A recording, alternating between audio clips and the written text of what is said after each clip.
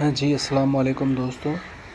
اسلامی تاریخ میں ایک ایسا مسلمان بھی گزرا ہے جس نے دنیا کا پہلا باقاعدہ اسپتال قائم کیا۔ ان کا نام تھا ولید بن عبد الملک۔ انہوں نے تقریباً 1300 سال پہلے ایسا اسپتال قائم کروایا جہاں مریضوں کا مفت علاج کیا جاتا تھا۔ صرف یہی نہیں، وہاں نابینا افراد، معذور لوگ اور جذام کے مریضوں کے لیے بھی الگ سہولیات موجود تھیں۔ اس دور میں جب یورپ میں علاج کی سہولیت بہت کم تھی، مسلمانوں نے اسپتال، میڈیکل تعلیم اور مریضوں کی دیکھ بھال کا باقاعدہ نظام بنا دیا تھا۔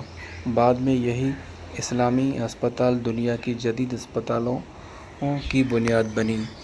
آج جس ہاسپٹل سسٹم پر دنیا فخر کرتی ہے، اس کی بنیاد مسلمانوں نے صدیوں پہلے رکھ دی تھی۔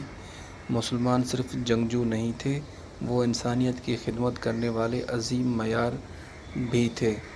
اگر آپ ایسی حیران کن اسلامی حقائق اور شخصیت کے بارے میں مزید جاننا چاہتے ہیں تو چینل کو لائک اور سبسکرائب ضرور کیجیے۔ السلام علیکم۔